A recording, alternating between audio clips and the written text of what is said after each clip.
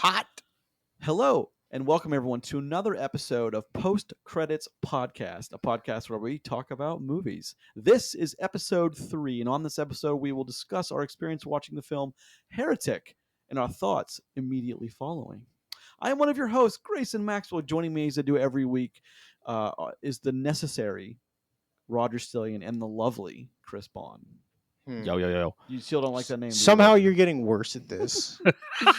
Somehow, indeed. How are you guys? Good. Chris is talking to us from the afterlife. Yeah, I'm phoning in from heaven itself. So here you I guys mean, go. This is I what don't- you get today. Heaven, that huh? That's image, not the but- one where I would have. Well, No, you know you what? don't- You're probably right.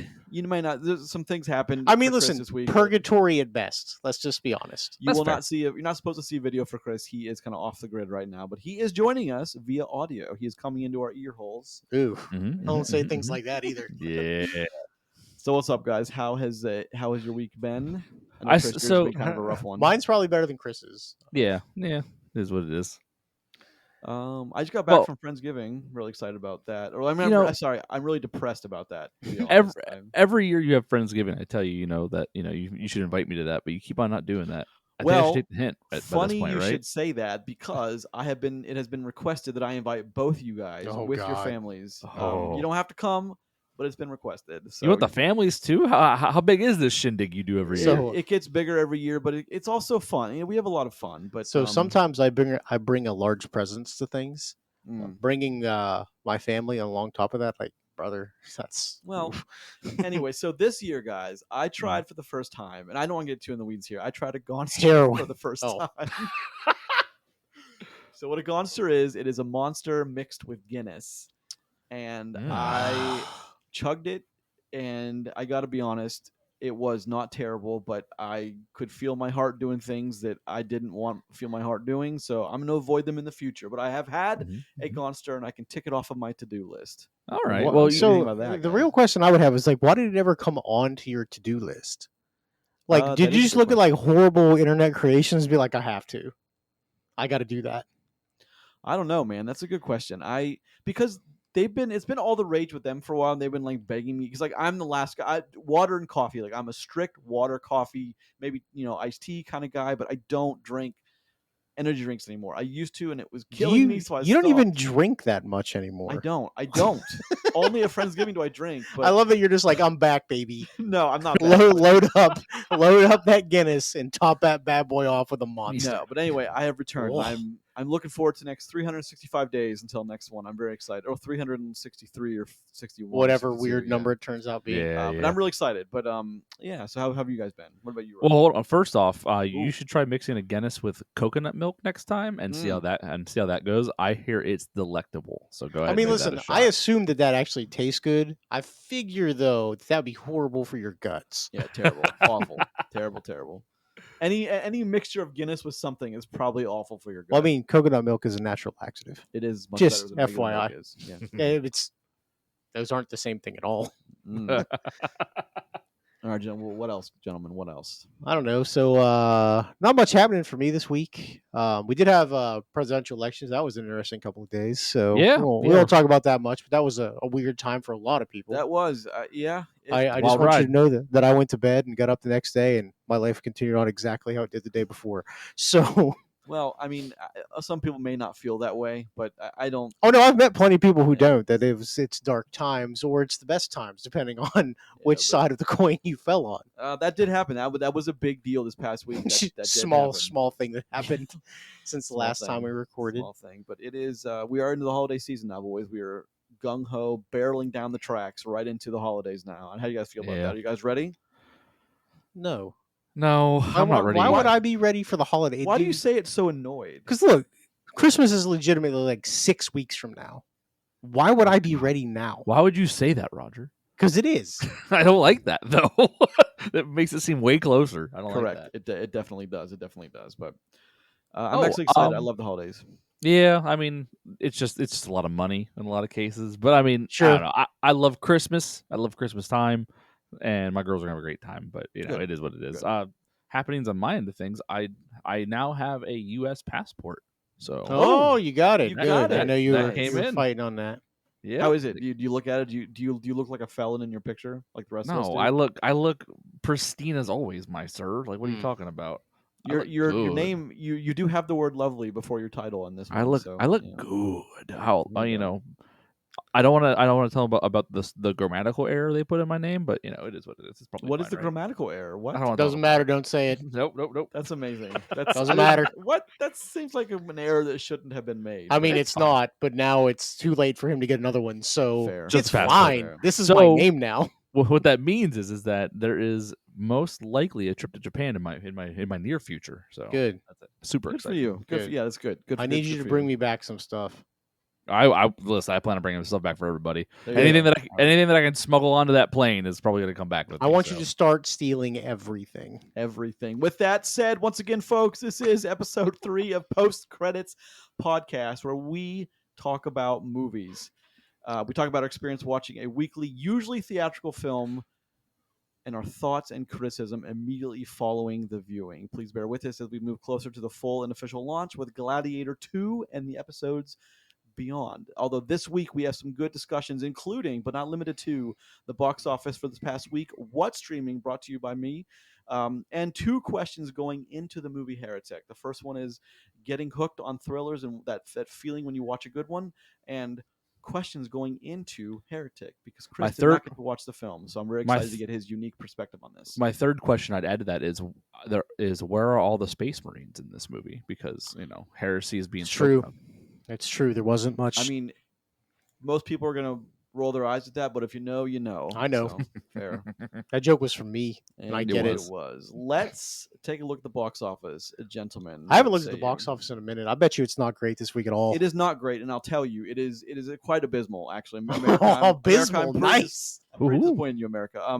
Venom: The Last Dance, 16.2 million is the top spot with a worldwide of 394, which is pretty respectable. A 394 is fine, sure. Mm-hmm. Oh yeah.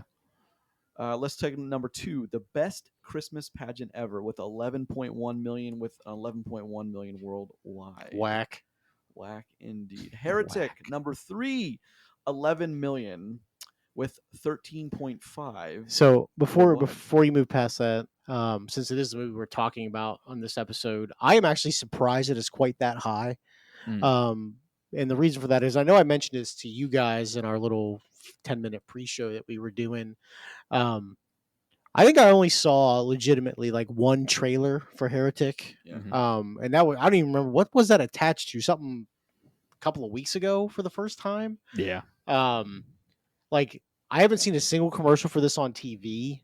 I haven't, it's not even attached to anything I watched in the past 2 weeks that it's like, hey, coming out, now. So I think that's an impressive number, but like my theater was empty again. Yeah, mine too. Like there were 2 people in my theater and I was one of them. So there was one person in my theater and I was one of them. yeah, that was it, huh? Just you.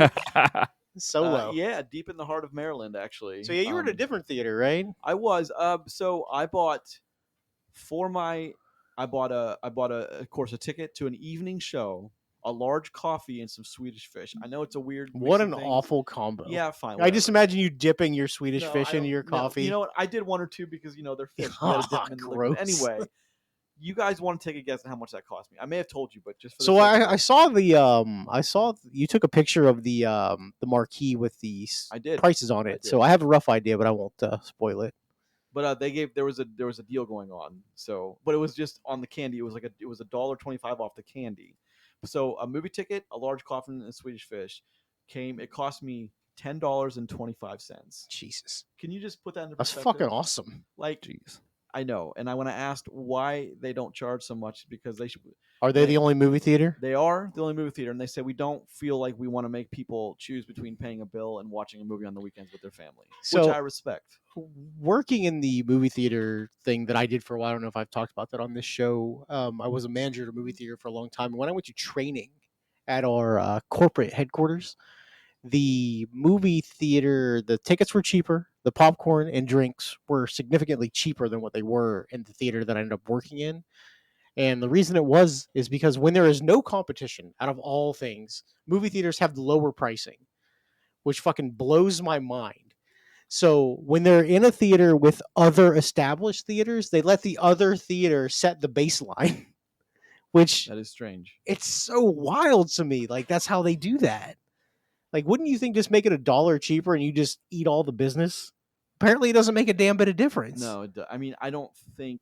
Well, these days with app loyalty, that does matter, but or that doesn't matter. But back in the day when there was no apps for anything, I don't think it. I mean, I don't think it mattered as much as you might think it does.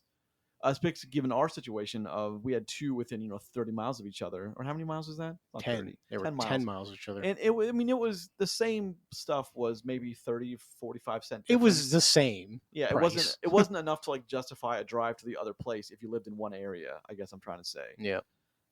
But it's just interesting how that works. Yeah, it's crazy. Yeah. However, Oh well, it is what it is. It is what it is. But so I really enjoyed that. That's a good deal, though. Good for you. And it was like in an old theater. I loved the auditorium. It was like an old like 1930s and 40s style seating, where like one row right down the middle, and the left and the right were they were the seats. Yeah, I really enjoyed it, and like it was just the old like pretty much I don't know what you call it, like where you're looking over the head of the person in front of you who's like an inch lower, that kind of Oh, non-stadium seating. non-stadium seating. But I really enjoyed it. But wow, yeah, I didn't yes, think indeed. about that. It's been a long time since I've been at a theater that didn't have stadium seating. Yeah. So, but I also like to point out her Heretic, which is rated R and A24, which is kind of a niche thing to begin with, did better than the best Christmas pageant ever, which is not rated R. It is rated PG, and it's a family film. So families also, we're not going to the movies this weekend. Is all I can extract from that. So that's kind of a weird thing. But maybe people are busy with the holidays coming up. I don't know. 6 through 10, Conclave, Anora, Here, We Live in Time, and Chris, you'll be happy to know Terrifier 3 has hung Yeah. on. What's his total? What's his Terrifier 3's total worldwide is 77. nice? And what did you say the budget for that was, Chris? Like a handful of nickels. 2.5 million. A sack full of quarters. Is what it is. Good for A Terrifier tube sock 3. full of quarters, They've- baby. That's what funded this film. They've made something that people want to see, and that's respectable indeed. All right, guys. Chris, let me ask you a question. If you are going to Japan, are you going to Yes. try to go to a movie theater in Japan You should. just to see what it's like? So I want to do as many things as I can while I'm there that Sure. that are like fall into that category to see what it's like. But I don't know if I could go to a movie theater and actually get like full enjoyment out of it, because I don't know, like, things aren't going to be subtitled for me, right? Sure. And I don't think the they'll be in chances of English. finding an English language film might Yeah, be so tough. like, yeah, No, but you could go take a picture of the lobby and the yeah, the yeah, board something with like that. the- I Buy mean, some sweet the price board, sweet yeah. candy. Yeah, mhm. yeah. 'Cause Oh listen, yeah, candy that we don't I hear, have. I'm yeah, I sure hear there's- Japan's like the candy, Oh, that's where you can't- go for the everywhere, goodness, dude. right? Yeah, everywhere. So we plan on landing in Tokyo. Like, we are starting the trip in Tokyo and ending the trip in Tokyo. So Oh, you looping know. the islands? Nice. yeah, we're the goal is to hit a whole bunch of places, Osaka and countryside stuff and all that, and then Are you end up. going bullet train? Oh yes, Fucking right. and eventually end up back in Tokyo. So like, just the fact that it's just gigantic and It's just awesome. everything's there. I'll probably end up walking into a movie theater at some point to check it Good. out. So no, I'm Good. really excited. Yeah, I'm over the moon for this. Yeah, it sounds awesome, man. Yeah. Awesome. Oh, good. Let's shift gears real quick and let's go into what's streaming. And this week is my pick. So, Grayson, what'd you course- pick this week? Well, An oldie but a goodie? I wanted to follow suit. You brought to us last week Ghostbusters, which is a damn good film. One and of my your favorites, So I yes. wanted to do the same. Mhm. And I've talked about it before to many people. I always talk about this movie, Legends of the Fall. It's one of my favorite films, directed by Edward Zwick, with the score, by Horner, and it's just one of those films that I think it kind of just lives rent free in my head and is timeless. Of course, the cast. Brad Pitt and his long flowing hair. I feel like I had to mention the long flowing hair Mm. because Brad Pitt does have beautiful hair. Anthony Hopkins, Aidan Quinn, Julia Ormond, Henry Thomas, Karina Lombard, to name a few, Christina Pickles. This is a movie set is set partially in the backdrop of the First World War, and you have three brothers who are growing up in the shadow of their father in the kind of the desolate wilds of Montana, and just they're kind of the intricate weaving of how they exist with one another. It's a story of it's got love, it's got betrayal, it's an adventure. It's one of those films that when I first saw it, along with like Last of the Mohicans or Braveheart or the first Ring trilogy film, The Fellowship of the Ring, I couldn't believe what I had just seen. It's one of those films. And Chris, I know you're a big fan of those, 90s big budget, huge set piece action films. You know what I'm Oh talking yeah. about? Mhm. It's a movie that I think is one of the finest examples of what like American cinema is and can be. I know, Roger, you have some experience with Legends of the Fall. Sure, What's sure. your recollection of that So one? it's been a while since I watched it, but it's if I remember, it's very long. Am I right? It's like two and a Yeah, half plus. Yeah. it's long. A lot of this is a very dialogue heavy movie. It And is.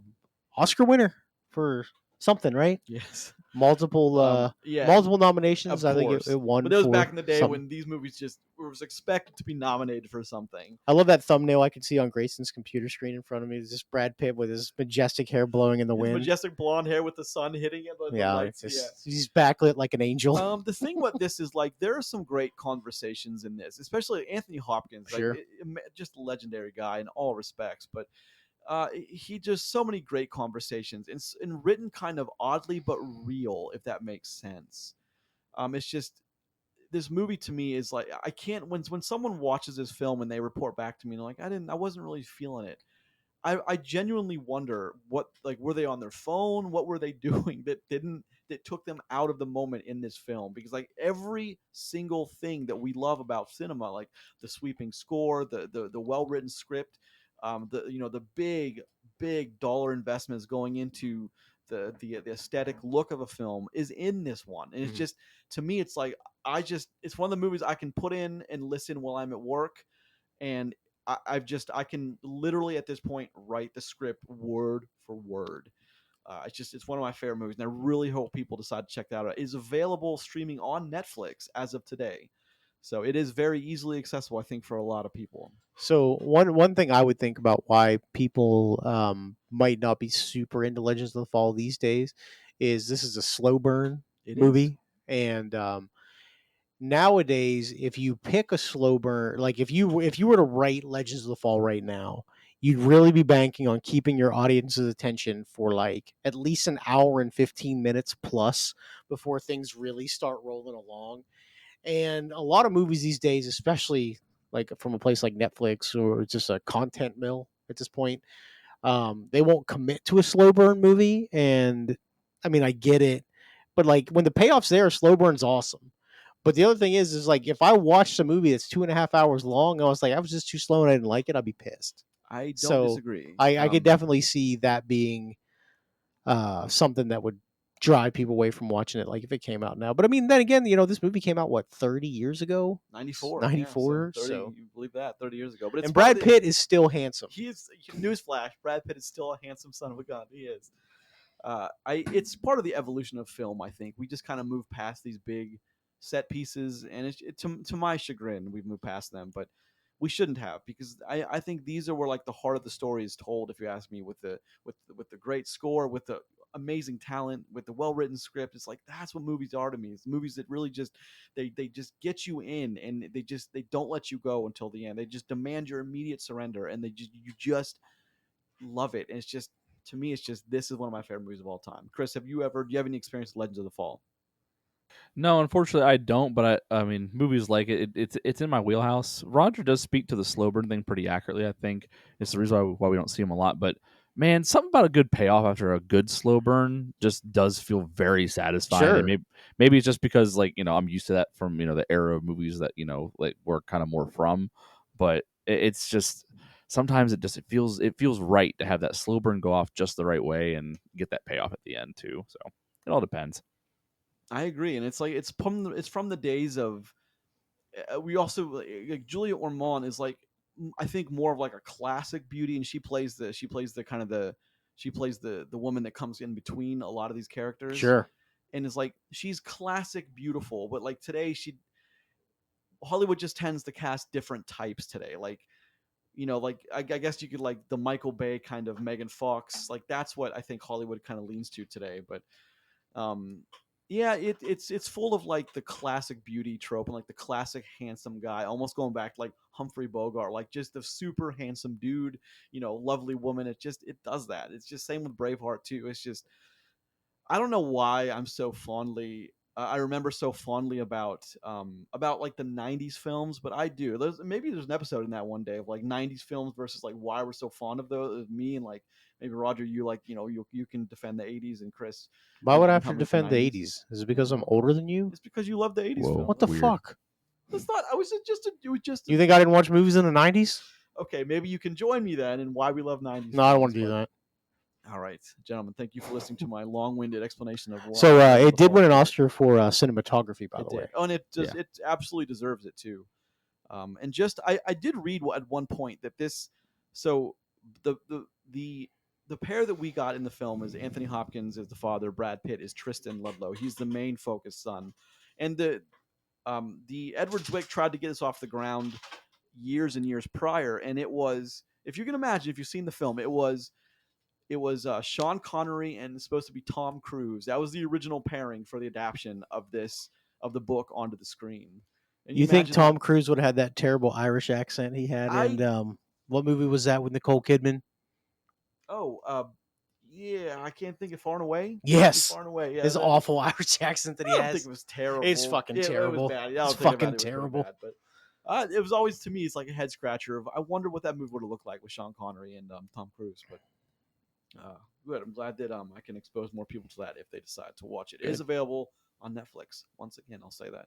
Do you think it would have been better with Sean Connery?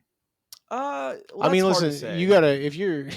So I mean, it had Anthony Hopkins in it, so that's You're comparing legend to legend, really. It's really tough to. Yeah. I bet you they'd have drank more. Well, let me ask you this, Chris, let me ask you this, you and Roger, and listener you as well. What if it was Anthony Hopkins in The Rock instead of Sean Connery? That was just 2 years later. Damn, it was 2 years, wasn't it? 96, Wow, yeah. that's crazy to think about. Isn't that nuts? Yeah. Jeez, I don't think- know, man. It's weird, right? Because like Sean Connery almost has this cartoony macho-ness to him in some of these roles that he plays, right? Sure. And like Especially and- The Rock. yeah, I was gonna say I think it's there in The Rock. However, I think the scene when they first get a hold of him, when he's in the interrogation room, hair's long and wild and shit, I don't think Hopkins pulls that off the same way. I think that scene is made for Sean Connery, right? I You don't might think you be get right. that version. Who's the You know. agent that he yells at? What's his name? Nick Cage. No, Sean Connery's character. Yeah, like, he's yelling at somebody else, not Nick Cage. He's like, He's you yelling at piece of somebody else. shit. Yeah. Oh, Womack. Know what you're Yeah, talking Womack, about. you piece of shit. Womack.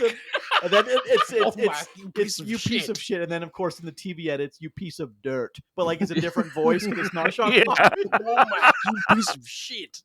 I always found that was funny. That was back in the day when like they did the PG edits for the TV. Oh, God, yeah. Man. Yeah, could you Yeah. imagine that now? Like, just Face sitting Off is home, wild like, with a PG edit, by the way. Face Off is wild. oh God, I can't even I've imagine never what seen that. Is it? Oh wow. I had the VHS. Maybe it's one of those, but it's pretty nuts to think about. We should get together and watch a VHS movie I'm sometime. down. I have just hundreds watch of them. I have thousands of on a VHS. I want- 4K TV and see how fucking horrible it actually is. I haven't watched a VHS in forever. I will be probably surprised by the difference in quality, So- like just like the way it looks. I have a VCR. I I still have a function. 5 in the box. 'Cause I Why? bought them in case I ever want. If I need them, Best Buy sold me 5 VHSs for $30 a piece when they were $55 a piece. If I bought 5, Just to get rid of them. well, I'm sure just to get rid of them, but I want to keep that. I like watching my VHS films. I really dig the look. It's different. It's a different feel, different vibe for the film. I have a TV, a CRT TV too. Is this going to come back to what we had a conversation about, me and you, about digital versus physical? That's a whole different story. But I'm a fan of like the grain in the VHS and like the gritty look that some of them can bring. That's why I'm not really a fan of like the like super crisp, polished like 4K remaster of some films, like especially Aliens, for example. I prefer almost the VHS cut of the extended edition. I just like the look better. Interesting. So I mean that's just my preferences. But Chris, have you anything to say on that last note, or can we move on? You're probably the only one that likes, That's a fair. lower resolution version of the movies we love. It's fine. What VHS are we going to watch? like Aladdin. That'd be fucking No, I rad. don't want to watch animation. Why? Let's watch The Rock on VHS. Maybe like the TV edit I'd on do You know it. what? Netflix. Or Face We Off. can run them side by side. Yeah, there we go. What? All right. What's the meme? You son of a bitch! I'm in. Yeah. I Son think of a that's it. bitch. Son of a I'm bitch, I'm in. in. Yeah. All right, gentlemen. Before we get into the movie of the week, which is Heretic, let's talk about a couple of things real quick. And I want to talk about this because it happened to What if I me. talk about it real slow? No, we'll do it really quick. This happened to me watching Heretic. I got so into the movie, I was completely drawn in, and I don't even think I blinked.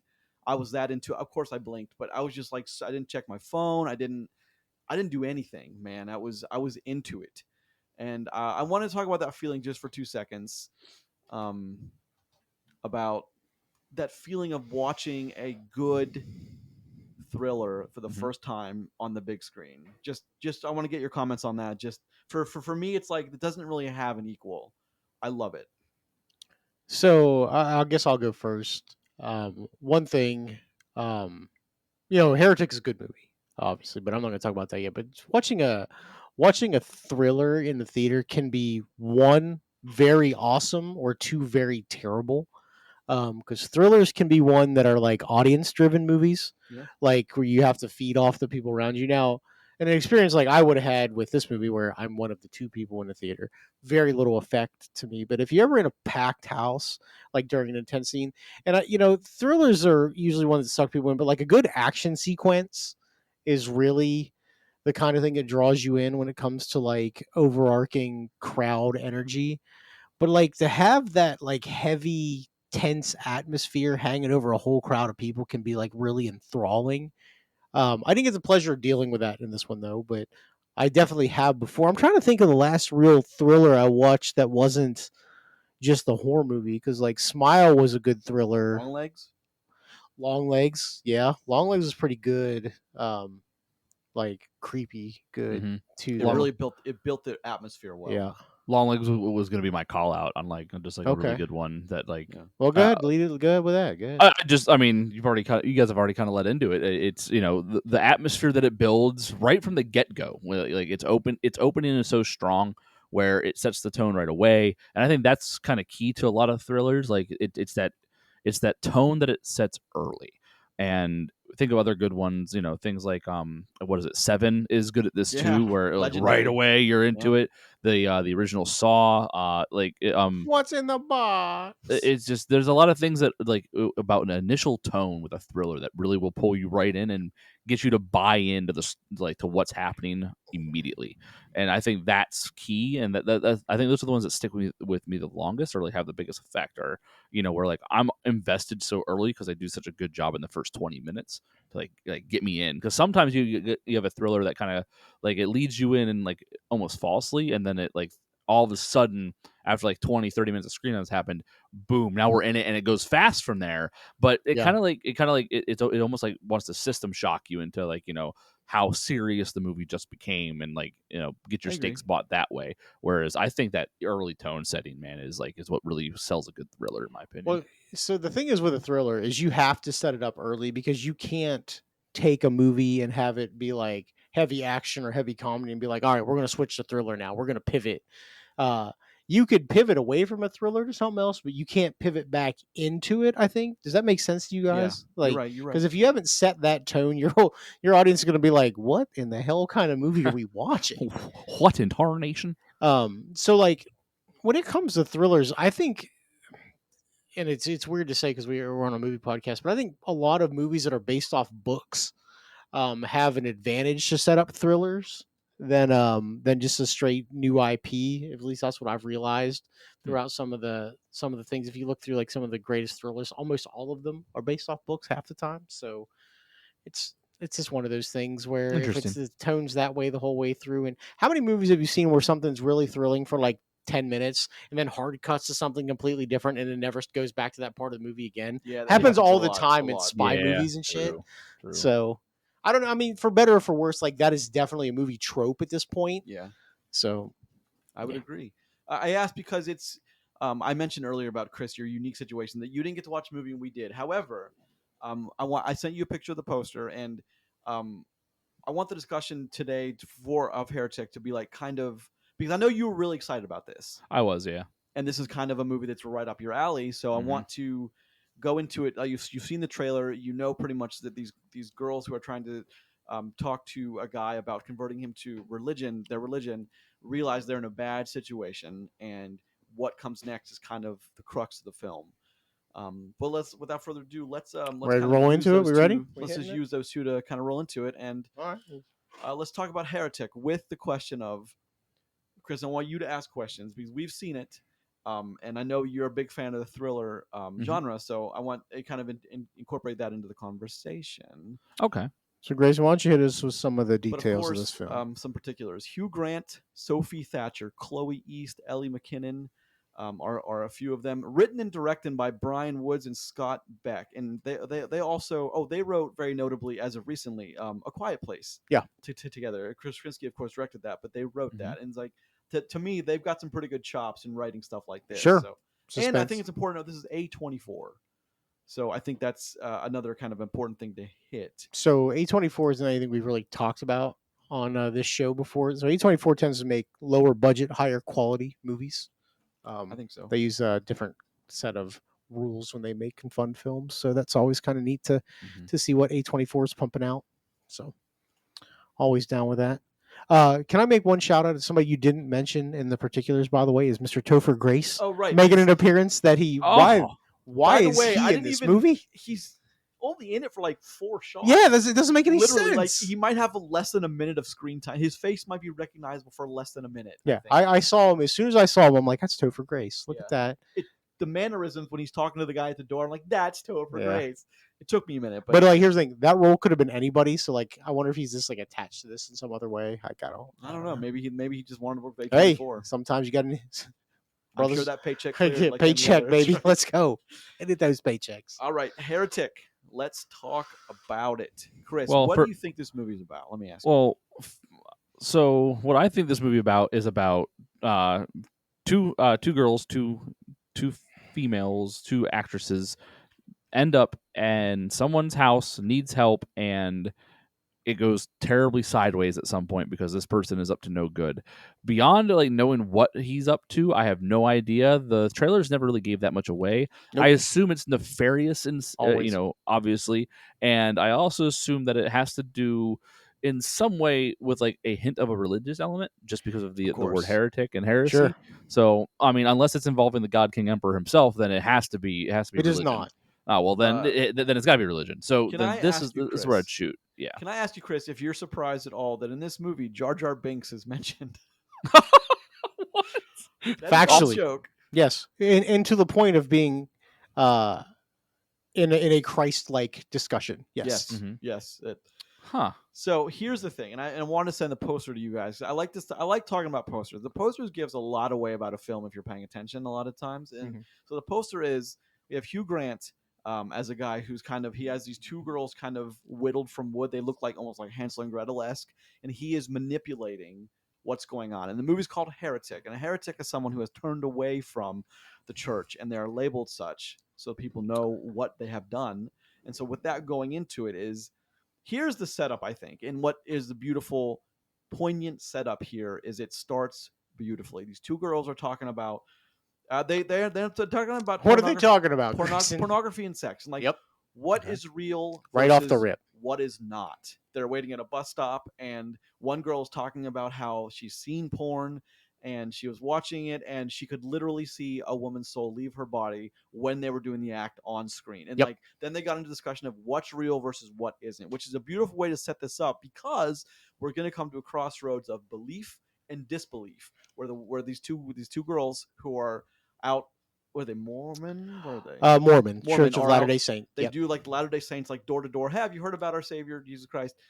And they're at the point in this film where they have to choose between belief and disbelief, and that I think is the pitch. Of course, we've seen the trailer of they come into this guy's living room. He is very warm. He's very charismatic. He invites them in to talk, and then one of them, before the other one, starts to realize we might be in a bit of a situation here. We're in a bit of a pickle here. She doesn't really like raise the 5-alarm file yet, except when one of these points, as you see in the trailer, they keep going on about this beautiful pie. He's going to get his wife. There's a pie in the oven, and they turn the candle around, and It's it's a a blueberry scented candle, and they realize blueberry. they are in a big heap of trouble. But Uh-oh. that's the pitch, and there's a lot of talking in this film, and Well, yeah. as soon as I hear a film like a lot of talking, every single time my mind goes to the Tarantino, the opening of Inglorious Bastards. Do you remember that? Sure, of course. One of Like my the favorite long, movies. like 12-minute opening Yep. of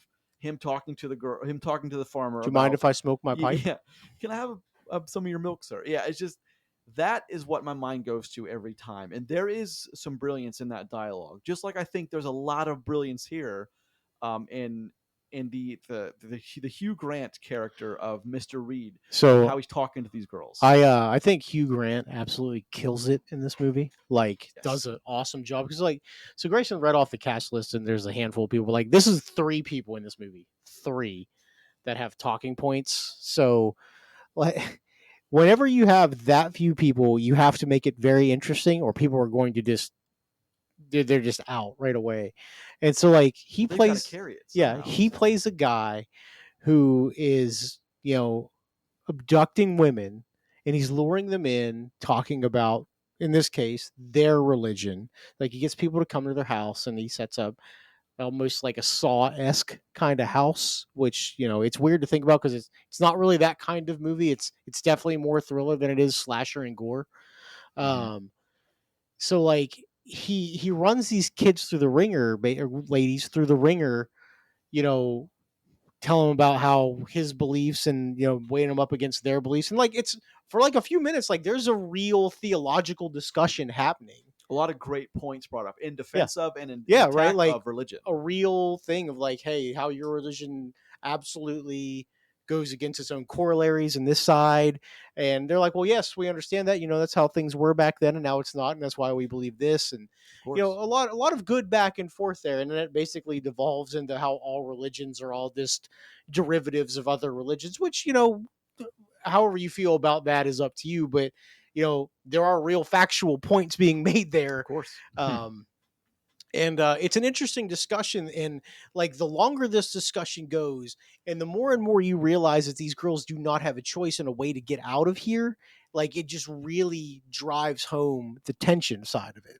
I would agree. So, and then it comes they're faced with a choice, and turns out that both choices lead to the same spot. But I also want to point. So Sophie Thatcher and Chloe East, they are playing these girls that are going door to door knocking. And hey, have you heard about our Savior, Lord, or our Lord and Savior Jesus Christ? They also do, I think, an excellent job, kind of against the Hugh Grant character, Sure. of course. And of course, in the movie, they're one of the girls says you have to attack his what he's saying. You have to challenge it. And of course, when that's interesting too, is because then you have one girl who's kind of has some real world situations you figure out, and another girl who's kind of, I don't want to say a less bright bulb. It's like she's No, not she's living a bit of a noticing. charmed life. She's not noticing the trouble they're in until they can't get out of the trouble. However, they both play those characters extremely well, to the point where it's when the payoff comes of when they realize the danger that they're in. The first payoff is like, it's wonderful to me. It's like, as someone who writes and really kind of dives into these movies like this, I really enjoyed especially the camera angles they chose to show, how they chose to show how terrified, which by the way is like, especially in reference to today's world, is like the worst case scenario you could be in. One Sure. of the worst case scenarios you can be in, for a young girl, is terrifying. What I find interesting too about this film is like they didn't. I'm glad you mentioned it's not quite gory. It's not No, really much of that, no, but I mean, listen, a little bit of stuff happens at the end, but but it's more psychological, and he's not. They do the weird thing, and like he pretty much like says, "Hey, I'm not going to hurt you in here. You make your own choices, which will lead to what happens. But I'm not. yeah, I have no intention." So like that was interesting to me. Like that was kind of like the Hmm. shtick of this one is like he's not trying to kill them and like cut their heads off, which is like what similar films no, he's back in got the better day. things to do with them. Yeah, well, he's got points to prove and stuff like that. But it's in that way. I really enjoyed this more than I would have enjoyed another version of this. I should say, of like luring them in and then making them escape without trying to kill them in the process. This isn't that movie. I don't mean for that to be a spoiler in any way, but it's more of it's a smarter movie than that. This is a smarter version Yeah, of that movie. this is actually very well put together. Like it's, I was surprised how much I enjoyed this movie. Um, I'm not a big, so this movie isn't a horror movie. So I'm not a big horror movie guy because it's just not really what I dig. But like this What? movie, like yeah, shocking development, right? This movie like really checked a lot of boxes of stuff that I found very interesting. Is because like, look, there is something to say about having a good villain or someone who is playing a villain role very A well. very relatable villain. Yeah. Well, it's the thing is, especially when it comes to religion, there's an old saying like intelligence matters, and a lot of people when you have a religion discussion, some people consider religion just magic and things like that. A lot of stuff that you can't believe, but when somebody brings like real relatable facts and things, discussion points that you can absolutely not necessarily always relate to, but understand the correlation of, it really helps drive a story forward or drive the conversation forward. And that's where most of this movie comes from. Like, hey, in this scenario, what do you think of this? And blah, blah, blah. And like, even trying to like every now and then when they're being in the middle of something, be like, well, let me ask you, what's your favorite fast food restaurant? And then using that into the story, the way it works out. I think he did it very, very well. It's like this script is smart. It's Like it's a there tight is, script. yeah, That's the there's thing. very little wasted Yeah. Well, words. I mean, we say this plenty of times, right? Like we seem to gravitate towards like dialogue heavy movies, and especially when they're good dialogue. Well, when they're right? well done, yeah, absolutely. Yeah. It's like in a thriller being like of this magnitude, like a psychological thriller, being dialogue heavy and the script being so heavily mattering in that way. That's actually really cool, and I think those make the way for like the best movies and the most enjoyment in that genre because Sure. you want a thriller to make you think. It's nice when it's like surprising and shocking. Don't get me wrong, and like there's like those moments. But a movie that gets you thinking all the way through and then affects you after you're done viewing it, that's what you're there for when it comes to a thriller, in my opinion. So I think one thing with this movie too, because I'm not a religious guy. I never really have been. I probably never will be in my life. But like, if you were somebody who is like one more knowledgeable on religion, but like, or say a believer in one of the religions they talk about, I'd be interested to see like what they would think of this type of movie. Because like it's there's a lot of things that come out of this besides the the thriller side of it. They're just like, huh, it's amazing. Sometimes a terrible person makes a fair point, and you're just like, huh, I don't know what I feel about that. I was gonna say, is it kind of like, man, I don't like that I kind of get where this guy's coming from. Yeah, like the worst person makes a good point. You're like, shit. Well, I that's don't know what to say to that. That's the thing about like I'm glad you brought it up, Roger. Is Saw is like I love the original Saw. Sure. I would go so far yeah. to say The like, trilogy, the original Saw trilogy is excellent. I think so, but I would even go so far to like Jigsaw to me is I think is as amazingly crafted as Silence of the Lamb. What's his name? Hannibal Lecter. Yeah. Like it Yeah, just yeah. they each have that wonderfully atmospheric. They're terrifying in their own way. Yeah, And, scary like, people. So this, I mean, I guess this could be like this is like Saw meets Silence of the Lambs. That Like, that is a good way to it's a put very it. apt description. I think. Yeah. And it's very intelligent, poignantly written. And one of the things I like about this is it uses like ordinary things that probably not a lot of people know. For example, as he's trying to break down the points to these girls about why religion might I'm not saying it as might be a scam, is Well, be derivative. He makes the point to be the derivative. original product of. He shows that like over the years humans have weaponized it and used it, and then it's this religion, which is the original, was driven down to this, and then so forth. Then he uses the board game Monopoly, which came from another game in 1903 called The Landlord's Game. the Landlord's Game, which is almost exactly like Monopoly. However, someone saw 30 years later 30 takes years the later, idea, saw the same value in it, idea. sold it to Parker Brothers, became a millionaire very quickly. And then he uses that kind of an example. And when he was making that point, I was like, son of a bitch. Like, that's a good kind of reference to what he's talking about. Yeah, it's weird that in the way, because he's speaking of religions at the time, and like I said, this isn't a religious or theological discussion, but he takes the three main religions worldwide right now, with his Judaism, Christianity, and Islam, and points out the bits of them that are all equal parts from it, and he's like, well, this is because of this and this, and like now some of it comes back at the end because like eventually he does get challenged on it, without, because like he states things as facts that aren't facts, which is something that Sure. when people do when they believe that they are the smartest person in the world, because like if Yeah. you can't challenge it, it must be true, right? That is something that people do to drive a narrative. It's weird how that works out. Of course. um, but the way that the way that he makes his point, and it's like he lays it out. He's like, "Hey, look, it's the same as this because of this because of this," and eventually it leads to Jar Jar Binks being a discussion of Star Wars Episode 1, how it all And fits together, which is a weird it is. web that it weaves, but it works, and like that's how good the dialogue is in this movie.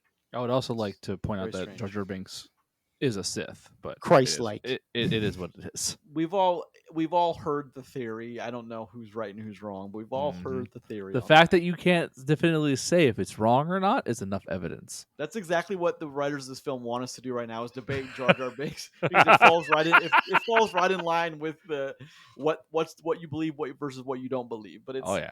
so in a film like this, where you have these girls, where you have these characters who are in this awful situation, and then because it's dialogue heavy, what I respect the most is like they found a way to keep it moving without taking away the dialogue element. Yeah. Like heavy dialogue. There comes a point where like there is a situation they're put in. And I'm trying not to be spoiler because I really do. No, I don't think want to this spoil movie this. is really great and worth your time to see. Is there's other ways they do it, but they keep finding ways to make the dialogue fresh, and it keeps it moving. It keeps the pacing going well. And I think a large portion of that is the character that they've written, how they've written the character of Mr. Reed. I think Hugh Grant does such a good job in like portraying that character of this charismatic, nice guy who invites them in, and they come in and they say, "Oh, well, we can't come in until the woman president." He goes, "Oh, well, my Well, wife's here. she's in the back She's in the cooking a back." pie. And Come on he's in. so convincing, man. He's so convincing. But like he is almost about everything else he's trying to tell them. He's so convincing about almost everything. Now, how many times do you think they had to go over the script to this, Roger? Like, how many times do you think they had to read this to make sure it made absolute sense? So I think this is one of the ones where like they had to fine tooth comb this script. They wanted to make sure, one, that if they were making something that was religious, like part of the discussion that was theological based, they wanted to make sure it was as factual as they can do at it, and Sure. you know what I mean. Sure, sure. Just so somebody in a movie theater, because like, look, this is a lot of rapid fire dialogue. It's not hard to follow, but it does come at you very quickly. They wanted to make sure that nobody would be like, well, that's not true, or that never happened, or they want it to be like backed up with almost completely verifiable facts. So I bet you they spent a lot of time writing this and fine tune coming this. Now, Sure they did. and for somebody like Hugh Grant, how many times do you think you have to read this before you start to get comfortable with this character? Because like this is a little bit of a different character for Hugh Grant. A lot of times he very rarely plays a villain type character. Normally he may play a fast talking guy, but normally he's kind of like gregarious and like outgoing, charming. Yeah. And kind of like a fool or a putz. So Yeah. kind of he's like that guy, He's like, oh, look at me, I'm funny and I have an accent. Yeah, that's Hugh my Grant, that's though. my That's Hugh his- Grant impression. Thank That's you. a pretty good impression. Yeah, it's he's not usually this guy. I don't think we're ever gonna do this again. Well, depending on the success of this film, if it gets, I think I it's would like a great. little bit more of this. I'm I gonna be agree. honest Well, with you. so with this. that was going to lead to one of my questions. With Sure, it not buddy. making the money it's making, do you think this is in contention for any Oscars though? Which would then So kind I'm of get sorry, it. go ahead. I think if it makes the play for some Oscars, then we might see another one considered down the line. That kind of thing, or more of what this is offering, because it scored well and it's it's Rotten Tomatoes, its Metacritic is actually very positive. Very, very high. Yeah, so Well, it's like but put it against Long Legs. Long Legs made a ton of money compared to this. Sure. True, This also but- costs a decent amount more than Long Legs, which is so the budget for this is it's under 10 million. They have it listed as like 9.5. So Well, so I think that comes to the intent of of course they want to make money when they put it out, right? But here's the sure, thing. of course. Longlegs had one hell of a marketing campaign. It was almost all through TikTok, by the way. Yeah, they spent a ton of money on marketing through TikTok, and it was all over it for a long time. And then we just talked about Heretic. Like we've only seen like one Yeah. trailer of this in movie theater, and then like when we watched the trailer in this in studio. So it's like they either they didn't believe in this thing, which I don't think that's the case because of No, it doesn't feel how like it. tight the script feels. Like you guys said, like it had to be fine tooth combed, which means like they knew what they had and they know that this is good, but it's almost like it's not worth the money for the marketing to them for some reason compared to like the budget to cost to make. So like it's just like Hugh Grant looking for an Oscar, which he would deserve. I think by the way it sounds like how you guys are describing his performance in this, to at least be nominated would be 100% would make 100% sense.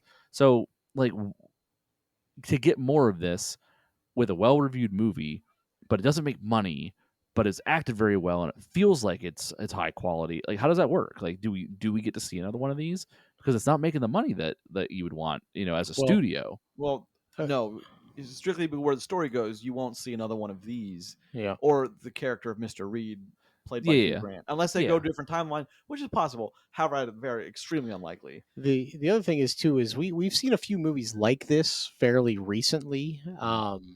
One of the biggest examples that I can think of in recent memory, well, two of them, two big, what should have been big, huge blockbuster movies that both reviewed very well and critically were scored very well.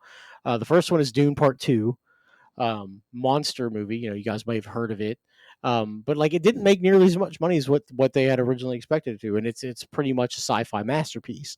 And the other It big one is. is Mad Max Furiosa, a movie that was what a lot of people said that they'd like to go see in a movie, just starring a different person, and nobody went to see it. So, but critically, it's all there. Like the story's well written and very well acted, and there's a really good job done there, and then it makes very little money. So, for those, like, listen, I definitely think we get a third Dune movie. I don't think we'll get another Mad Max movie, and I'd really be surprised if we got another Heretic movie. Oh Unfortunately, no, I don't. There's it's 0% just zero. Yeah, chance. it's very unlikely that we get A24 something isn't like going that. to do that anyway, so Yeah, there's almost no chance we get it. But here's the thing: is like I know Chris, you're a big fan of this, and something happened in your life this week, so you couldn't watch it. I do hope you decide to watch it, and I do hope you decide to watch it on the big screen. That's a big deal. I think this movie changes if you don't see it on the big screen. I How really though? do. How though? yeah. Because That's a good question because like this is a well, I understand your point here. This isn't a big large set action piece movie where you need like the deeper sound or the bigger screen of the highest resolution. Like this is very small, like focused, centered, dialogue driven movie.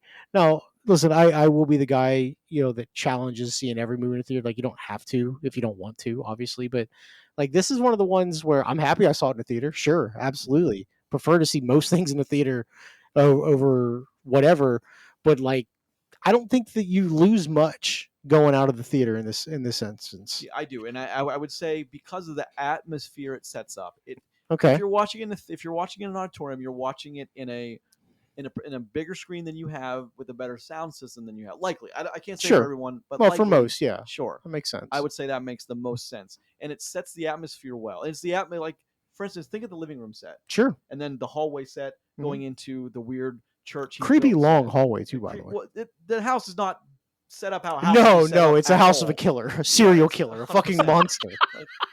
No, like, look, Chris. So it's funny because I made the reference to like a Saw house. yeah, yeah. Imagine a house made by Jigsaw that didn't have any blades or knife pits. Like just weird twists and turns and trap doors and like windows to nowhere. Like that's what it Mhm. is. Rooms that repeat just to throw people off, kind of deal. Yeah. Yeah, yeah, yeah. Or like Okay. a room that like what should be the dining room kitchen area that looks like the inside of a fucking church cathedral. You're like what the Jesus. chapel party? Like what is this? Which, by the way, I It's thought they were creepy. using to I thought it was going because they use a lot of that opportunity to cross cut between what they called the elders, which is their superiors. I thought there was going to be some weird correlation, and there wasn't. I know you I had do to know fart what it. you're talking You about. I had to do know. fart at Yep. least once. I I do know know what you you're talking did. about. There Like you thought was he was going no, to be like some higher up in their own church or whatever. I or like definitely that was thought on the that. other side of the wall, like Sure. because it was a church, and Yeah. yeah. So I thought for sure, but it doesn't go there. But I thought for sure that may have been at least for like a 5-minute period. I Hmm. thought, yeah, 100% is going to happen. But that I think you lose something watching this in your living room for the first time watching it in your living room. I think the first viewing of something like this really does matter. I really do think that. I got you. I mean, like I don't know, like small set pieces, very focused and like in scope. I tend to agree with Roger on the fact like it doesn't feel like a movie that needs to be seen in theaters. I'll take your word for it, but like I don't know, I've got a very nice pair of Bose headphones that connect directly to my TV. You know, I can get the You lights watch it down on an real iPad. low. Ridley Yeah. Scott would be Oh happy. yeah. No, I'll I can do that too. But I can't wait I for mean, Gladiator 2, baby. You hear us, oh Ridley yeah, Scott? You hear us here? on my phone even. You know what I My mean? iPhone's. I'm gonna watch it on iPhone 7. I'm gonna watch it on a While you're making Samsung. dinner, while you're playing a video game. Yeah, 100%. Yeah, That's a great idea. it's actually Multitask. actually I'll just put it face down and listen to the audio and then just Oh decide yeah, how it good. looks. Yeah, You know what I that's. mean? So That's what I do, man. Well, I mean, not. I know you're making a joke, Chris, but that's what I do. Are But you? yes, you know, he'll say he'll decide how. Ridley Scott doesn't want that to happen, of course. No, who's Yeah. Ridley Scott? That's the thing is, it's Jesus. a small little more intimate setting like this, which it Yeah, is. yeah. It is. And it's got such a small cast too. Is it's enjoyable. I think the thing the question asked about the beginning of how it like sucks you in and like what it means to be sucked into a good thriller in theater, like what that feeling is. A different feeling than watching a movie. For example, my what's streaming for this week, my recommendation is Legends of the Fall. It's a different feeling Oh yeah. watching Legends of the Fall than it is like a thriller, than it is watching like a comedy, It's all a different feeling. And it's funny how Long Legs, you guys remember that was in July, right? Was it July? Yeah, we talked about that in July. We talked about this in November. It's funny how, and then like Smile 2 was the October movie. Yeah. Was the Halloween movie. Mhm. So it's funny how that happens. It's like, it's, I wonder why we're not getting more horror-esque films or psychological thrillers more in like the beginning and the middle of October. Well, yeah. We So used to get a ton of them. it felt this year for me, with horror movies in general for the entire like end of September, early October. There wasn't a lot. You know, normally they'd stack up like 6 or 7 shit slasher movies, and Yeah. didn't even have. Do we even have one of them this year besides Terrifier? I was Which is kind of its own like. yeah. I mean, that's a different sort of thing. Like because that's been building up for a while. But like, aren't we about past due for a remake of A Nightmare on Elm Street? Or No, I know we just. I know. Well, here's the thing, though. I know we we're just not. in recent years finished off Halloween. It's just time for a Nightmare on Elm Street to come back. Some garbage ripoff like that. Well, we I had mean, I a prefer that we Nightmare- don't. We had a Nightmare on Elm Street remake with Jackie Earl Haley, and it was not received well at all. The Friday the 13th was we had that remake as well. I'm happy to let those go away for a while because I mean, I would too. Listen, they I were not prefer. great. I'd rather get 10 of these than one of those. Well, that's the thing with A24, though. That's the thing I think that's the point I was going into was like when I didn't know it was A24 because I haven't really done much research lately. We've been busy and doing other things, and it's like I didn't do my own research. It was A24. When I walked into the film and saw it start, like, oh, good. I'm happy this is A24 because I know I'm going to get a certain quality. It's a better quality. Yeah. So here's the thing. Anytime I see A24 is attached to a project, I automatically assume that's at least a better quality script that we're Yeah. going to get, because they don't do that. Well, it's not always the case. There's been a couple of stinkers they've had, but not nearly very this. few. Yeah, I mean, they have had a couple of stinkers, but Well, like one of my brothers, like my brother's not a big movie guy. You know, he's kind of in the same boat as me, but him and his girlfriend have been watching movies every Thursday night, and sometimes he'll bounce around with like the stuff that we recommend, and then other Sure. times he's just pulling up movies. They love it when there's an A24 movie to watch. good. And it's like it's quickly become like his favorite studio when they got a movie out. So they are recognized by multiple spheres and like levels of movie watcher as a solid studio at this point, which I think is Higher a good quality. place to it's a good place to be. You know what I mean? So well, I I mean, the other whatever was competing against it, however you'd like to categorize other things, they're the ones that lost it. A24 kept it. So I mean, that being said, is like my whole thing is Netflix. Me asking me has dropped the ball, but like again, when I saw A24, I was excited because I was like, oh, they did this. Now I know I'm in for a treat. Yeah. I didn't really know what to expect. I'd seen the trailer. I like Hugh Grant.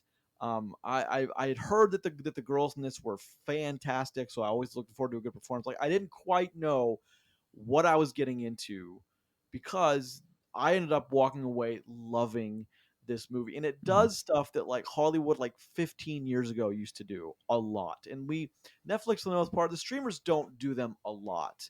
And it's like, Rod, you know what I'm talking about with the Mhm. butterfly and with the they plant something early on and then end with it. And you're like, oh my goodness, that's how Yeah, that they goes. actually have a functional plant and payoff. And it's It's weird. wonderful too because it's a brilliant plan, Pam. Again, I don't want to ruin it, but it is fantastic how they put something out there in the ether and then like the last 30 seconds recalls to it, and you're like, son of a bitch, that was brilliant. But the whole thing is about like what's real versus what isn't. He's the conversation in the beginning, and then what he asked him in the dining room, and then when he asked him to choose between belief and disbelief. I have some questions for you, Roger, though. I may have missed these in the scriptures. I don't think I did. Mhm. What if two guys had come? I think you get a very similar But like, thing. how could he know that it would be two girls instead of two guys? You might not be able to. You can overpower two girls if it came to it. You cannot. You'd be less likely to overpower two guys. Sure. But on most instances, that's probably correct. But I don't know if that makes too much of a difference, depending on what kind of point you want to make, Sure. and how you want to go with that. One thing though, with the two ladies that star in this movie, Chloe East and Sophia Thatcher. Okay, these are two people that I had not recognized from anything previous, and like looking at their filmographies and TV shows that they've been in, is not really anything I've ever seen. I thought they did wonderfully, They're fantastic. by the way.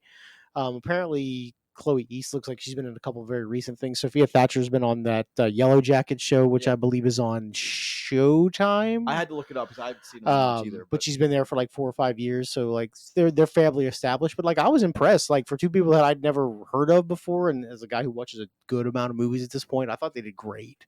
Well, they played off of the Hugh Grant character very well. Well, and they kept played pace off with each it. other too, Yes. because like they Yeah. play two very different characters. Well, that's like the thing is like by the end of the film they've swapped. Yes, pretty much. How they were presenting themselves is like the roles they were playing within that duo of doing the job they were doing is by the end of the film they swapped the other side, and I thought that was really interesting too. Yep. And it kind of subtly happens and then forcefully happens. But I mean it does violently happens. Well, I mean because of an event in the film, sure, but it's one of those ones that like if you don't think about it, you've seen it, but you don't really acknowledge it until you like the credits start rolling. Yeah. You're like, yeah, that's how it happened. Yeah, yeah. It's especially the one that like you don't. I mean, because like when the film starts, you Don't don't spoil expect it. the one. You don't expect who walks out of that building to walk out of the building. You just don't. You'd never have guessed if you're not like, well, I know what they want me to think, so I'm going to say this and be right. But it's just the movie doesn't. The movie presents a certain way. It has a good ending. Like just know that. It has a very Hollywood ending. Sure. If you ask me, and like that's what you know me, I'm a sucker for it. What does that mean though? What does that mean though? Hollywood ending. Well, it's got the score, it's got the visuals. It's like it's showing you when someone has walked out of a certain situation. It's like they're the able sun's to take coming up over the the mountain, like coming like looking onto the mountains with snow falling everywhere, and yeah, it's very picturesque. It's very cinematography kind of. Yes, they use what they had, but Yeah. it also thematically feeds into what a character in the film says earlier. There's like 4 or 5 things that a character says that you then minutes later or an hour later come back to, and I thought that was very well done too because it wasn't too much, and it wasn't like too subtle that you didn't see it when it happened. Yeah, which is what I appreciate. Let's talk about the runtime. So I think it's like perfect. I was actually going to mention that. Like this movie isn't short by any means, but it's not overly long. It comes in like what, about 145, about 105, 110 minutes. 110, yeah. But I think like 7 or 8 of those minutes are credits. Yeah, so call it an easy $1.45, and like man, it's smooth. It doesn't feel like it. It's movies that are well paced. They don't feel like their length. Well, so it's not the same type of thriller or suspense movie, but guys, Oppenheimer is a super duper long movie, obviously. True. And it's so smooth and so flowing. Like that is like 3 hours that flies by for me. Where this isn't quite on that scale, but like this is 100 minutes that it just goes. And I thought it was great, like well paced and well timed.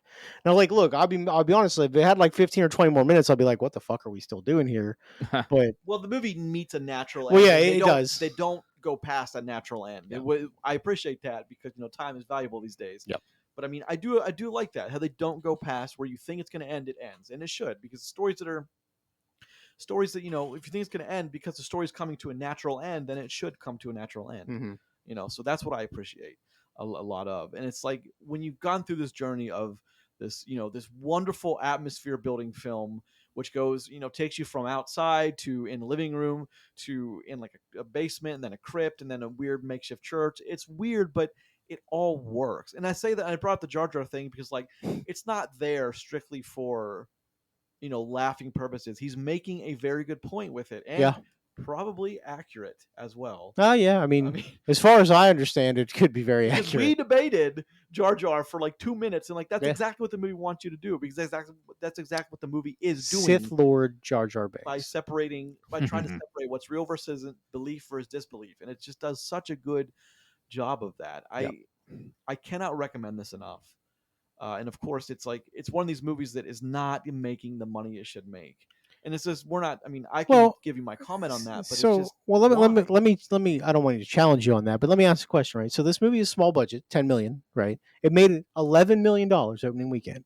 Like what? 13.5 worldwide. Yeah, but so like what do we expect it to be at this point? Like for something that wasn't heavily marketed, it comes in basically tied for second place. We'll get the official numbers in a day or two for the weekend, but I mean, we didn't think it was going to outperform Venom, did we? No. Well, I mean, okay, I didn't. No, I look. I mean, I could say yes, but in the real world, yeah, no, you understand that it's very unlikely that would happen. I think a solid tied for second place, made its full budget back opening weekend is.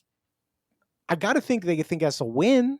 Yeah, I mean, they couldn't have spent much in marketing. We've already talked about that, right? So, like, the fact that it's well, let's assume the standard thing is that you use half your budget for marketing, right? It's only $10 million, so they only have to clear 14 or 15 million to be completely in the green here. Yeah, I think they're in a good place. Yeah. But what we know is in the green. Yes, around there, 14, 15. However, I wonder if we're far enough into the streaming era that like now movies are made with the like, okay, no, we're not just full box office. We're not after just that. We're making it with the knowledge that it's going to go to streaming. We're going to monetize it somehow. I wonder if we're like where we've started to be in that era yet. What do you guys think about that? I mean, that's always possible because like this is a movie to me that will end up on VOD within. I mean, honestly, before the end of the year, 100%. You say before the end of the year. I say before Thanksgiving. You think so? No, that's so. Well, I mean, okay, no, I mean, yeah. No, it's not. It's 3 weeks from this weekend. Yeah, and if it's not making that much money, then yeah, that's right. Like, there's no reason to not put it on VOD, where it can continue to put it in, and people can watch it at their own volition. Wild Robot came out pretty. That's what I mean, right? Like, we come off like a big movie that just did this, and I wouldn't. No, would I bet my life on that? No, but would I be overly surprised? No, not at all. Because, like, look, if it's not before Thanksgiving, it's not going to be much after that. And if you get people, like, a time where people are going to be home, and you get a decent movie out there and be like, hey, you got a group of people you want to watch a movie, this will be a good movie to get people discussing and would like to watch. At least I feel that way. Like, look, this isn't going to be a fun family talk after this movie, but, like, it's a good thriller. With like good points and good suspense, and like people like to see those things in groups. Chris, you've talked about earlier in the episode. You mentioned something about the streaming. At least I think it was you, and I think you might be right about that. How like something like this would find a second legs on streaming because it's like people are like, hey, you got to check out Heretic. It's actually pretty good. I didn't even know it was in the theater, but check it out. Like it's one of those things where like this thing could have an insane second life, especially with the. Now let's talk about 1 second. Roger. I believe this movie would surprise people if you came across it on streaming. I think so too. Is there rewatchability? How much of rewatchability? So I would say yes. So anytime I see a movie in a theater that I enjoy, I do try to watch it a second or third time. Maybe not immediately afterwards, but like down the line, because like there are things that I might have missed, even like because like there's a lot of rapid fire discussion here. So like I'm sure there were more points and more like good conversational things that like just sort of like in one ear out the other because they're happening so quickly. I would be interested and maybe like other clues that now knowing what I know after this movie, things that if I would have Yeah. seen them at first watch. Because like there's a lot of interesting stuff in this house. I'm telling you, man, it's like some creepy fun house. Mm-hmm. But they even have like the model built, Yes. like Well, just like and to the Saw. point where somebody has to consult a model to get out. You Yeah, know, it's just yeah. I don't want to say that like someone that's like close, maybe like their late 30s, early 40s, upper 40s, early 50s, like saw, and like I can make another one kind of like that. It's been far enough removed that I you always think you could wonder make because another Saw? well, a lot of the same. Yes, they're gonna make another Saw. Are you kidding? Those I movies No, are said, no, do you no. think you could do He's it? asking. I He's said, asking could you you? specifically. with some of the same elements, yes, because that's what A24 just did. Hmm.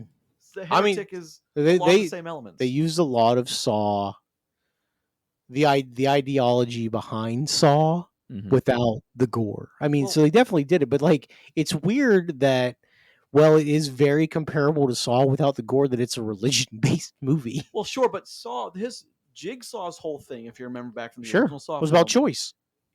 they make the choice, Yes. which puts them out or further in danger. That's right. Yeah, which I And mean, in yeah, this film, there it's is a just- direct correlation that here. there is a scene in this film where one of the girls, because of the rapid fire conversation they're having, she's like, "I've now figured out you're not going to harm us. You're going to make us harm each other." Yeah. And that's not. We're I gonna don't have to know make if that's our a own spoiler, but like choices that's here. the same kind Yeah. of way. Like they make the decision, especially with the disbelief and belief. You're asking two of these people after you've tried to talk them out of believing what they have been living in forever. Indoctrinated into, Yes.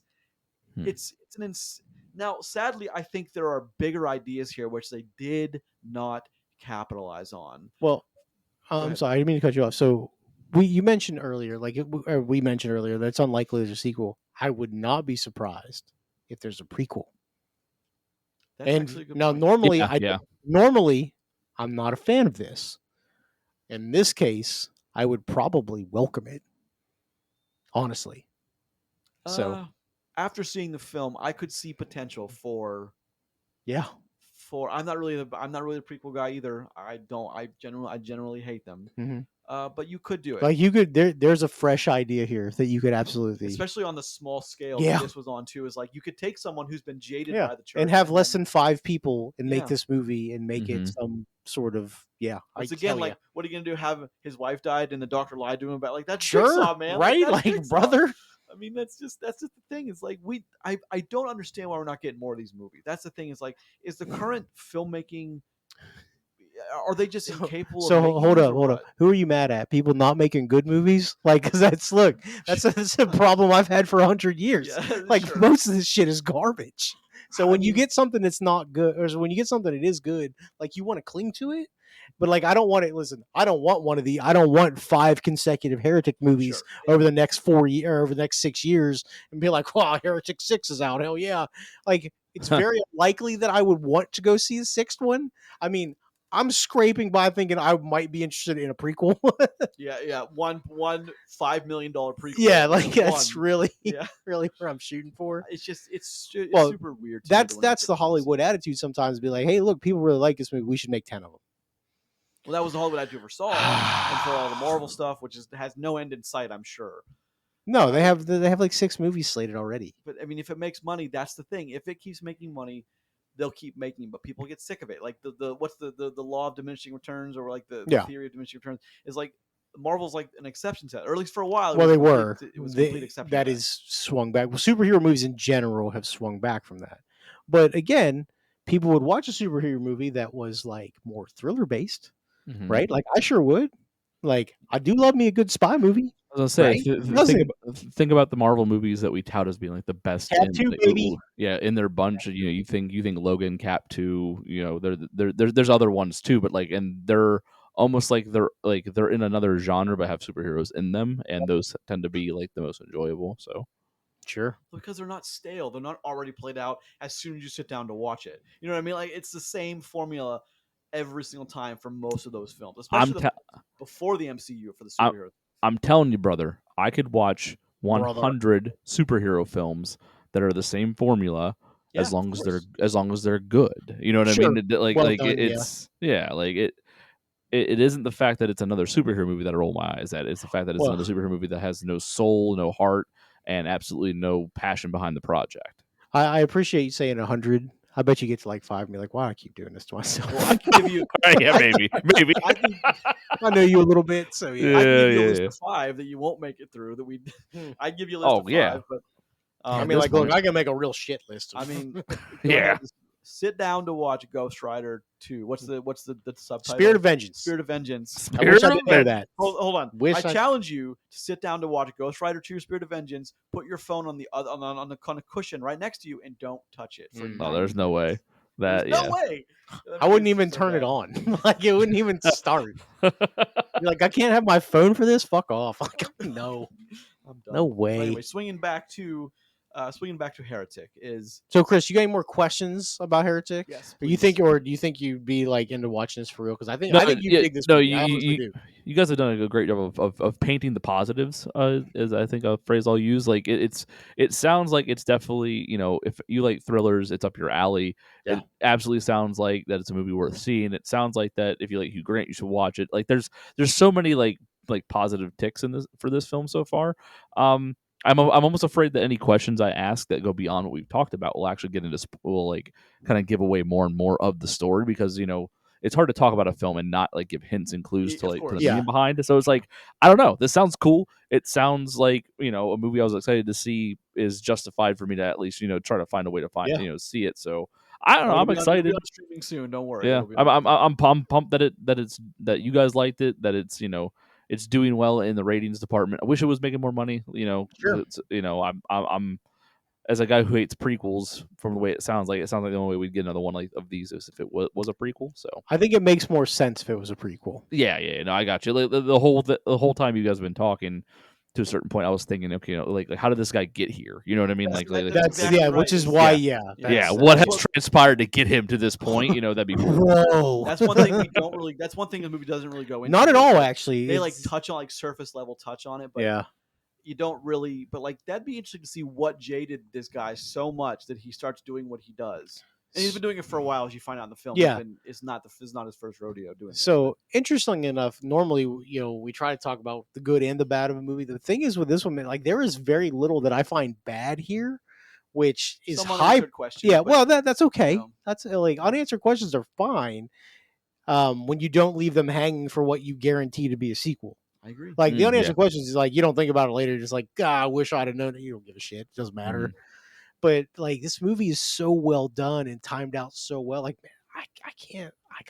I dig it, man. I really truly dig it. So It's funny because when you guys were texting the mass text and Chris was saying how we might not be able to watch it because something happened, it's like, and then Roger said, "Oh, don't worry, it wasn't a fun one." I thought you meant like, "Oh, it's not very good." I'm like, no. "Oh, man, That's I love that, it." Yeah, that yeah, is not that Hold is up not there. how I meant that. No, it's listen. I wouldn't bring my kids to this. Well, no, it's rated R. But you'd be a bad dad if you brought your kid to rated R film. I think, but Yeah. I don't know. um, Context matters there. sure. I mean, yeah, in this sure, one, sure, it'd be a really fucked up thing if I brought my kid to it. It'd be like, hey, what could happen to you if you're stupid? Oh, Jesus. I mean, we almost made it through that. Almost. This, and No, I'm not editing nothing. it wasn't me.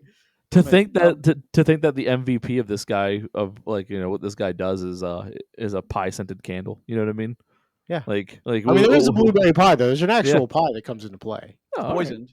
Fair But, enough. Oh, Fair man, enough. spoilers, bro. Well, I mean, it's not 2 seconds into it do you figure that out. It's not like it's anyway. But there's a lot of stuff in this that are I do like pie. Here's the thing about it. So What's your I favorite wish- kind of pie? rhubarb, hands down. What? I was thinking about this whole time. Rhubarb? Who the fuck? I love Who? rhubarb. No one ever Okay, says wait, rhubarb. How is rhubarb your go-to? My grandmother Red used- celery. my You like grandmother red celery in a used to make pie? this amazing rhubarb pie, and I was just Was it strawberry rhubarb at least? I think so. Probably It because may have it been, usually yeah, yeah, is. It But can't it was just be so rhubarb. good. Rhubarb. No, I just said no. That monster. He's not human. You Yeah. know what I mean? I guess- Like I guess one thing I will say in the negative is like I don't like most films do this is like they're great up to a point and then it's like well that kind of but it's Yeah. I wish we hadn't gotten the peek behind the curtain of how a few of the things the wheels were turning in this because it's almost because it kind of goes against the grain of the film of what they're asking you to either believe or not believe. Yeah. You know what I mean? Especially like the way that like the last 10 seconds is like it even presents to you another question that like the movie answers in a way you could see it either way, the Yep. same way the girls could see it. Yeah, either way. there's some ambiguity But here. and I guess that's the one Big thing. words, baby, big words. The big glaring thing for me is that they show you how some of the pieces were moving, and I kind of wish they hadn't done it because then you'd be wondering as a viewer, how did they do that? Like, how did that guy orchestrate Well, some of this at stuff? least when they do it, makes sense why they do it, Sure. though. It wasn't just to show you. So I think it's about time. We're gonna pass fail this bad boy. This is a straight. Oh, okay. I was gonna count it down, but okay. No. There's no. All right. So there's no suspense here. Like we didn't do it before we started talking No, about it, it's so okay. there's no like just a suspense. But this is 100%. no, pass. like yeah, this is a good movie. Like I'm down to see it again. Chris, I'm excited for you to whenever you do see it that we can actually have a real discussion about it, because like look, I think you're gonna dig this, man. I really do. No, it sounds like it is. There's a lot of like weird shots too that like have things in them that like may mean something thematically, and I'm really excited for you to see this. Because, All right. you know, we usually have great conversations too. Very cool. Very cool. All right, gentlemen. Thank you. That does it. Wait, Chris, what's your favorite kind of pie? You didn't answer the You question. didn't answer. So I don't like pie. What? What I said was silly. Hear me out. What you said is wrong. I'm not a sweets guy, right? So like pie, pies are generally very sweet, and I like, yes. if I had Unless to pick you eat celery pie like Grayson. if I had to pick one, it would probably be raspberry pie because my aunt makes it every year for Thanksgiving. I mean, I partake because it's like family tradition, but I don't enjoy myself. I like the crust of the pie, and that's about it. I don't know. Somehow you made that weird. Say I Yeah. enjoy the crust of a pie. You could have been like raspberry. I'm not a pie guy though. You said you didn't like sweet stuff, but I just held up one of the monsters from behind that has been in this. So you do like sweet stuff, I think, anyway, because those are super sweet. I mean, every now and then. I like Also, my sweets in liquid form, I guess. The correct answer is apple, and you people are monsters and idiots. Apple pie. That's America's pie. Yeah. Yeah. Brother, this is America. Apple and baseball, that's a perfect afternoon for a lot of people. Baseball's kind of lame sometimes, though. No, You know, I did watch the shit out of the MLB playoffs this past fall for the first time in forever. Heck Yeah. Spectacle, baby. Well, guys, that's going to do it for episode 3 on Post Credits Podcast, a podcast where we talk about movies. Yes. That's going to do it for us. Check us out on all of the socials, all of the podcast distributing software. We're going to be on there. If you're listening to this, then that means there's several episodes available right in a row. Check us out. Oh yeah. When Gladiator 2 hits, we're going to really go into that. I'm really excited. So thank you guys for joining me, and thank you, listener, for listening. Really appreciate it. No problem. If you're watching this on YouTube, make sure you subscribe so you always see when they come up. Give me a thumbs up or a thumbs down. I want to say I don't care. Just pick something. And, please engage. Engage. I prefer an up, but a down is also it's 50% of the choice, brother. Yeah. I'm down with that. Whichever you choose, smash it to, as the kids say. I mean, you just click casually. Like mice only have so many clicks built into them, sir. That's true. That's true. Is very true. That's it. Very true.